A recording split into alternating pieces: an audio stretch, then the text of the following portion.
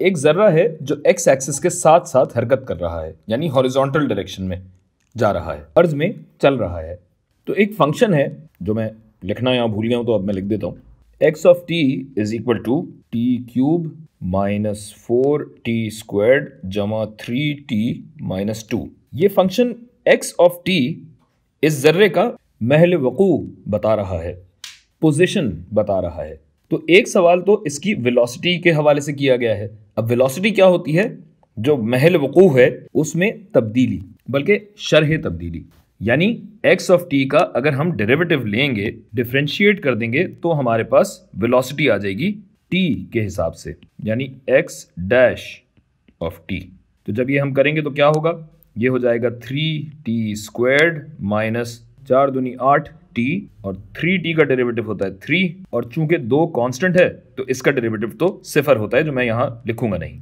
और इसी तरह अगर एक्सेलरेशन की बात की जाए, चूंकि अगले पार्ट में सरत एक्सेलरेशन की बात की गई है, तो एक्सेलरेशन वेलोसिटी का डेरिवेटिव होती है, यानी डिस्प्लेसमेंट का सेकंड डेरिवेटिव, दूसरा मुश्तक। तो एक्सेलरेशन पे थोड़ा बाद में आते हैं, पहले यहां देखते हैं कि t = 2 पे इन्होंने कहा है कि वेलोसिटी क्या है।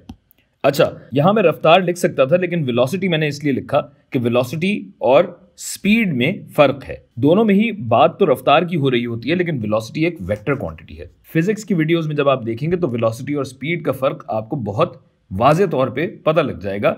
लेकिन फिलहाल बस ये समझ लीजिए कि वेलोसिटी के साथ डायरेक्शन होती है, और डायरेक्शन किस चीज से दिखाई जाती है? प्लस और माइनस, यानी रफ्तार अगर किसी मखसूस समत में है तो वो वेलोसिटी कहलाती है।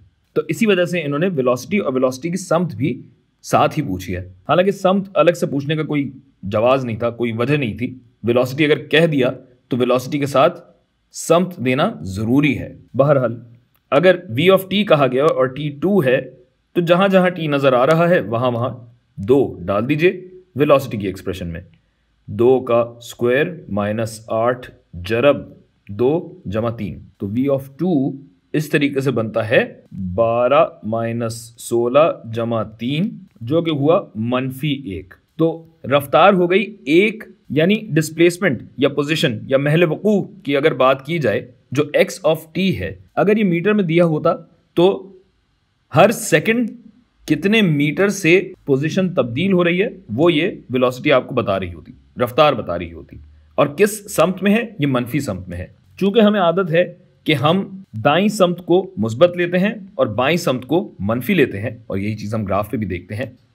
तो गोया ये हुआ कि वेलोसिटी जो है 1 मीटर पर सेकंड या किलोमीटर पर आवर, बस 1 यूनिट है और बाईं समत में है। और वही बात कि अलग से लिखने की ज़रूरत नहीं थी, ये मनफी से हमें पता लग चुका है, लेकिन उन्होंने पूछा है तो अब जवाब तो देना पड़ेगा ना भाई। बहरहाल अगले पॉइंट पे आ जाते हैं। t = 3 पे शरत पूछी है, और फिर ये पूछा है कि रफ्तार बढ़ रही है या कम हो रही है। तो आइए ज़रा पहले निकाल के देख लेते हैं कि शरत आ कितनी रही है। उससे पहले लेकिन हमें इसका फंक्शन निकालना पड़ेगा।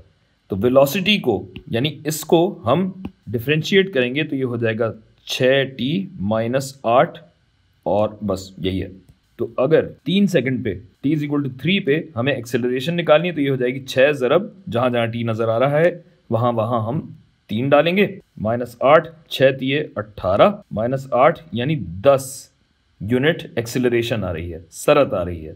यानी हर सेकंड जो रफ्तार है वो भी 10 मीटर पर सेकंड बढ़ रही है। अच्छा, और अगर ये मनफी आती तो इसका मतलब था कि रफ्तार कम हो रही है। और इस बात को साबित करने के लिए हम ज़रा वेलोसिटी भी निकाल के देख लेते हैं, रफ्तार भी निकाल के देखते हैं 3 पे।